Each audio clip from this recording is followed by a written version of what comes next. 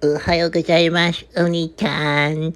僕はインクスミスです。今日は猫が大好き。Oh, hey everybody, that was my tryout to be the new VTuber for Uruha's old character.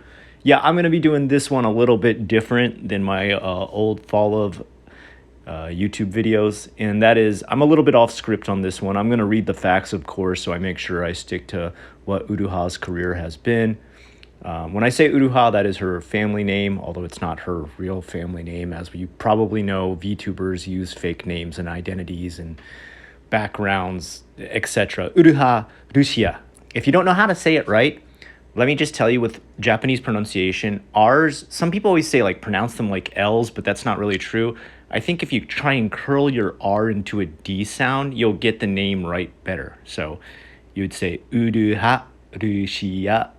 Okay, there you go. You got it. All right. So this is actually coming from somebody who's lived in Japan for 14 years. And I've got a little more insight on what happened to her career and why it fell apart.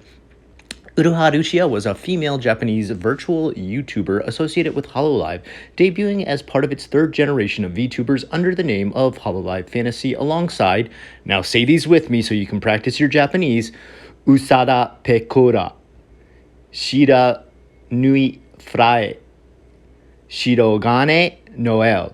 Well, Noel kind of translates the same almost. Ho Sho Marine.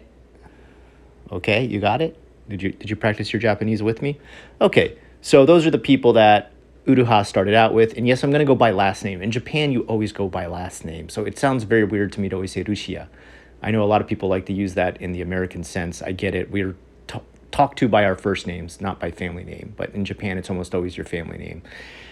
So we've got a person who has been fired from Hololive, and they are a VTuber. If you are brand new to this whole VTuber thing, let me try and break this down a little bit for you. VTubers are more or less people hooked up to face cams that lock onto their body movements and their facial movements. The more advanced version follows their body movements, just kind of like you would mocap, motion capture, that is, and facial capture. How they do this is in multiple different ways. Some people use a setup software that they keep realigning to their eyes and their mouth to be able to move and match up to the camera. Some people actually wear bodysuits like Code Miko, who you've probably seen. She does that. I don't think these guys actually do that. I don't think they have to wear full bodysuits. I think they actually have a setup software that mocaps them from far away via camera identification. So that's a little bit different, although there is times where you do see full body shots of these characters moving around. So they might be wearing mocap suits for that. I don't totally know. I've never worked with that technology. So correct me if I'm wrong. Anyway, so these different VTubers have a personality that is given to them by their company. Hololive is the most well-known company that does this. And let me read a little bit about Urushia's, persona. A necromancer from the demonic realm Academy who is not good at communicating with people. She does not want to be alone. However, this is why she talks to spirits and the damned. Personality. Rushia is somewhat naive girl who is soft-spoken yet easily excitable. While she is usually innocent and sweet-sounding, she can occasionally become enraged and scream in an uncharacteristically beast-like manner before regaining her composure. For example, while playing Dark Souls or Mario Kart, she is infamous for her extremely poor anger management skills. In addition to screaming, she will often violently smash her fist against her desk. This behavior was previously regarded as breaking character, but it is now mostly considered part of the character. In these characteristics, she is sometimes compared to her fans to the former Nijisanji. Okay, it's a group of numbers. And the member Otogibira Era. Rushia, is sensitive about her breast size. Wow, this is kind of creepy. Isn't that character kind of young? I know it's supposed to be like 1,000-year-old vampire, but come on. And both fans and other Hololive members often tease her for it, to the point that she will flinch whenever she hears someone say flat, wall, or cutting board. She also has a humorous yandere persona. If you don't know yandere, it's someone who is psychotic about following a certain idol or loved one or person they have a crush on. that occasionally surfaces when people start talking too much about other female VTubers instead of her, especially those in Hollow Live, and will sometimes have rapid self-deprecating attacks on herself as a result, which usually prompts sympathy from her audience to calm her down. She greets her viewers with kondushi and ends with otsurushia, which I'm guessing is konnichiwa with her name added on, and otsukare-sama deshita with Rushia added on, otsurushia. Okay. Yeah, I get it. If you guys don't know, those are ways that, like, konnichiwa is good for any time of the day. You can say konnichiwa from morning till night. Otsukare-sama deshita is like, thanks for working with me, or that was a good day of work, or work's over, or see you later. Or otsukare is like, kind of like, oh, aren't you glad we're done? That kind of thing. All right. So as far as her background is concerned, Rushia was one of the 5 Hollow Live VTubers first announced on June 13th, 2019 as a part of the 3rd generation. But she and Usada Pekura were not open for audition. Her Twitter account was created on the 24th of June, while her YouTuber channel was created on July 3rd. So that breaks down pretty much the whole history. I wanted to get that out of the way because I just didn't want to get any facts false on that. And now I want to speak to you about what went down, because Rushia is no longer a VTuber and her whole YouTube channel has been deleted. And people are pretty upset. I get it. I understand. You don't ever want to see your favorite YouTubers or VTubers canceled. And in this case, fans are blaming other fans for getting her canceled. Fans are blaming her company and sister company, which is Cover. Cover and Hollow Live together work with these VTubers. And what a lot of people don't understand, I think, is that in Japan, your contractual agreements are far more strict than they are in the States. A lot of people know that they could probably work at a company in America, and when they went home at night, if they didn't like that company and spoke bad about it, maybe even like messaged a friend or two and said, hey, I really had a bad day at work. I hate working at Amazon. They make me pee in bottles every day. And one of your friends told another friend, and another friend found out, and it started to spread across the internet, and they couldn't even like get it back to you, but somehow the word had gotten out that you were peeing in bottles at work.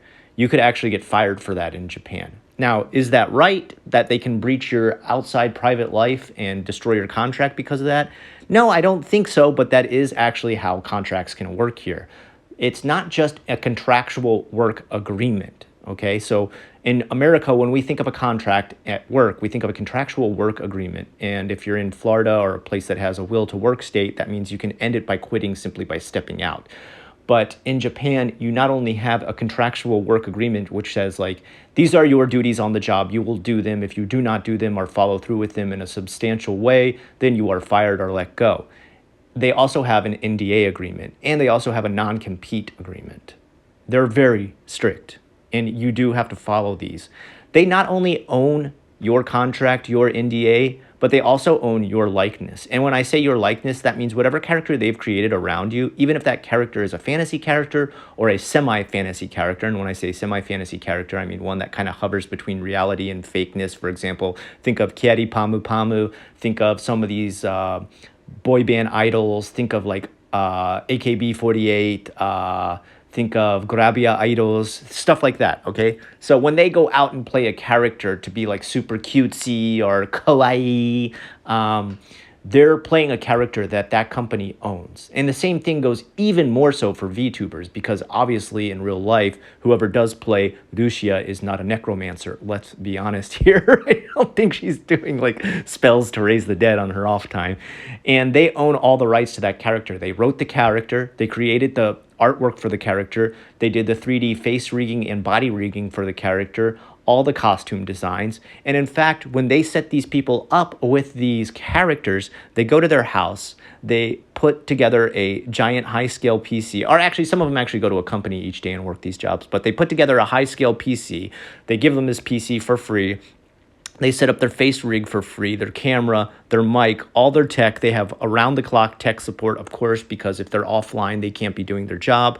And they pay for all the advertisement and all the promotion that goes out about them as well. They blow them up, let's be honest. They really put their name out there and get them a lot of coverage. Now, of course, you're probably wondering, well, how many rewards do they reap for that? Like, is she getting paid fat cash from all those donations and everything?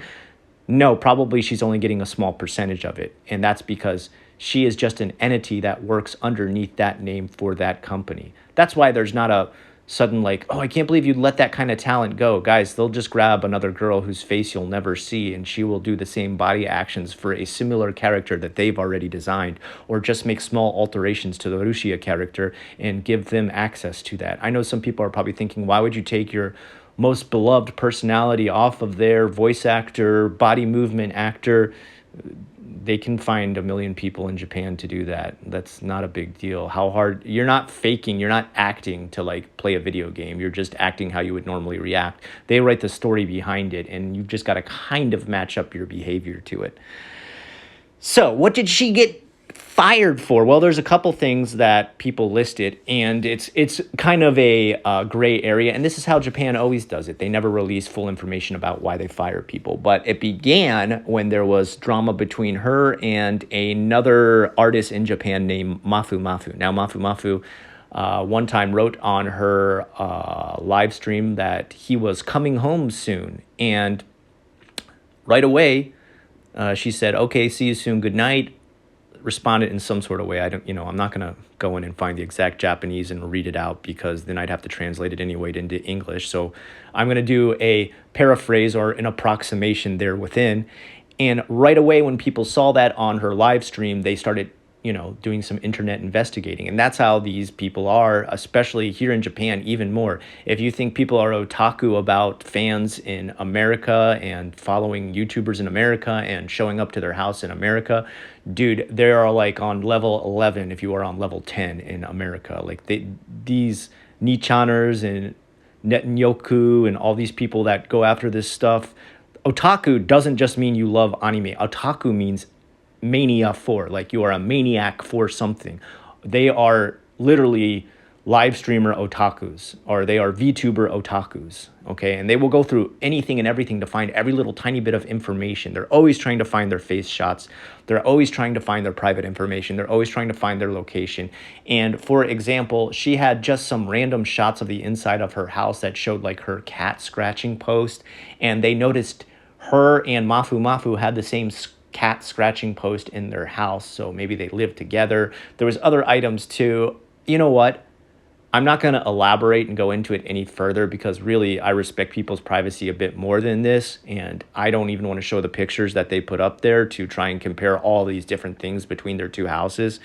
But they dug deep, probably too deep. Do they deserve this sort of invasion of privacy, if you will? Probably not. They probably don't, but it happens, man. It's part of that internet life. It's that grind as a VTuber.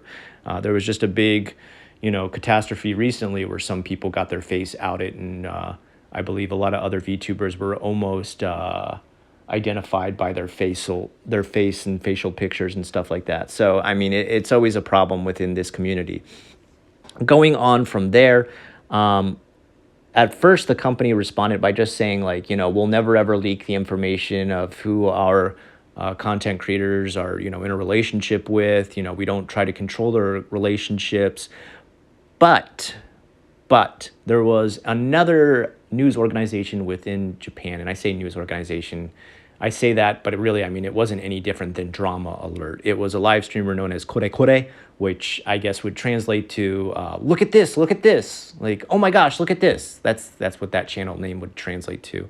And they let it known right away that they had actually reached out and talked to Uruha, and she had said that according to what people had been trying to spread, there was no truth to the rumor that her and Mafu Mafu were not together.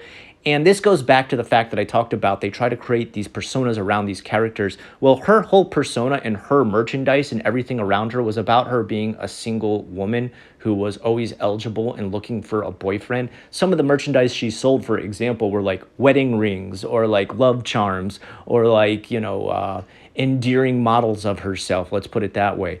And that's what people would purchase about her because they would be in love with her and be her pretend boyfriend. That's what a lot of these guys do here in Japan, especially if they're like hardcore otaku for VTubers, or, it's sad to say, but a lot of hikikomori too, the people who like shut themselves in their room and never come out. It's a big problem here in Japan, and sometimes those guys get obsessed with this stuff. And it is mostly guys. When I say guys, it's mostly guys. Sorry.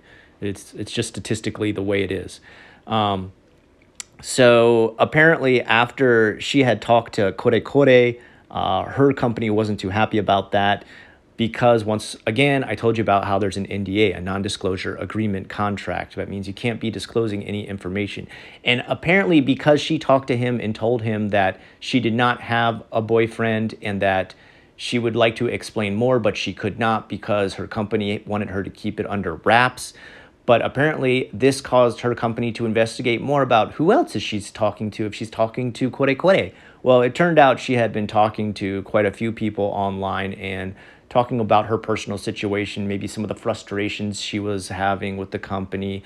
I can't elaborate or even make allegations as to what exactly she was talking about, like what the topics were. But according to the company, she released company secrets. Now, how true that is and how true that isn't, I can't say. I would literally need to look at the messages and the DMs, and I really don't even feel like that's my business. But it was enough that it got the company mad enough to fire her. And this is a pretty rare thing in general. If they want to part ways, they have an amicable parting of ways between a VTuber and the company, or they do what's called a graduation. A lot of idol bands do this too. For example, idol bands, most of the members don't go past the age of 21. So when they quote unquote graduate, they're literally being laid off, and it gives them kind of a segue into acting and other bigger bands or solo careers.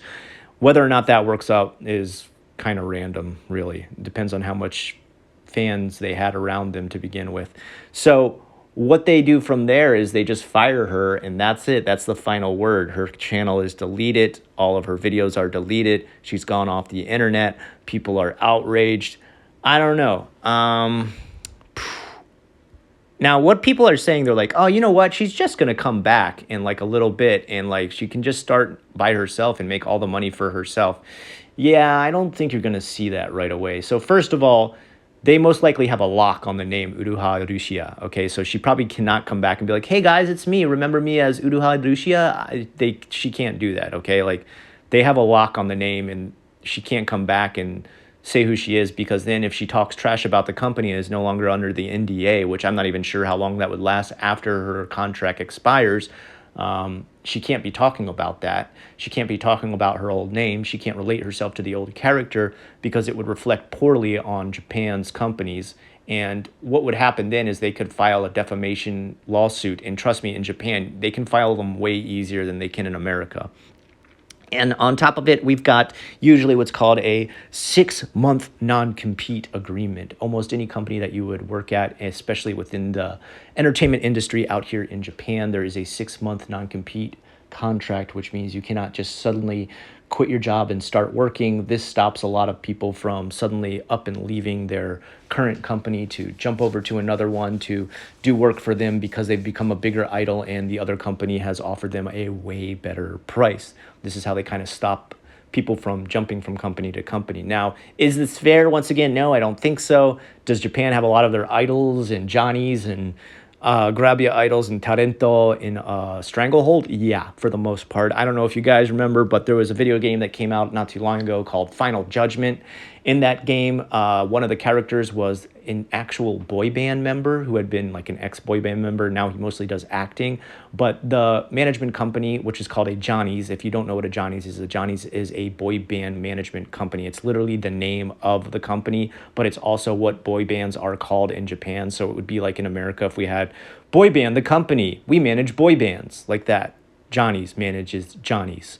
So the Johnny's company would not let his face be used for this for a while. When they finally did agree to it, when people started streaming the game, they started to rip down and DMCA versions of this game that were online because they thought they still owned his likeness, and because it was being used in this game, they didn't like people also using his likeness to make money. So there was a big argument back and forth where the video game company had to explain to them, like, look, you own all his music videos, we get that. Like, you own all his movies, we get that. But you can't say you own the texture pack we use to make up his face in the game.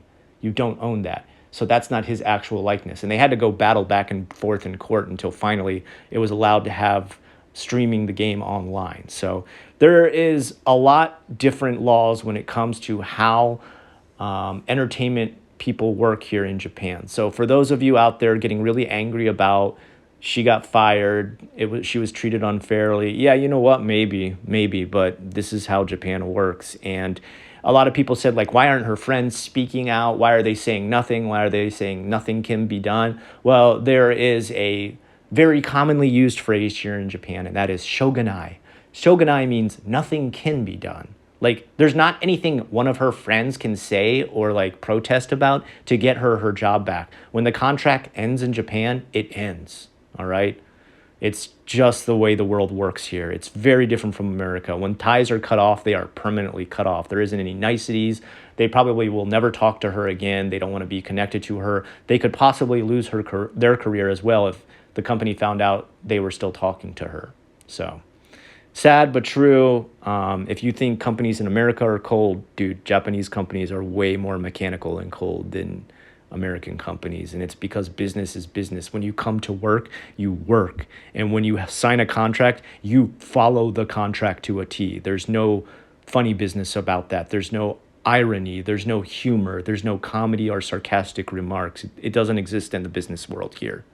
So that's just coming from somebody who's lived in Japan for 14 years. And Nihongo Shabareru, yes, I speak Japanese. So if you're wondering if I could understand everything I was reading in Japanese, yes, I could for the most part. Unless it was really hard kanji, in which case I just asked my wife. So there you have it from someone who actually lives in Japan. Why Rushia lost her contract, why she was fired, and this is the downfall. What do you guys think? What do you guys know about these kind of VTubers? Who is your favorite VTubers? What is your opinion on them? I think it's okay. It's all right. It doesn't really blow my mind or make me want to watch somebody more just because they have a VTuber personality. If anything, I feel like I still enjoy watching actual people more because the facial expressions and who they are is a more closer personal connection, I think. I don't know. I mean, like, that's cool technology. I respect it, and I enjoy the art too, being an artist myself, but I just don't feel as close of a connection. I feel like these VTubers, because I know the companies behind them, are very marketable in the same way that selling toys, anime, manga are as well, and I'm just not a big fan of the corporate aspect of them. So be it what it will, that's my thoughts. Until next time, I've been the Inksmith. Have a great rest of the day.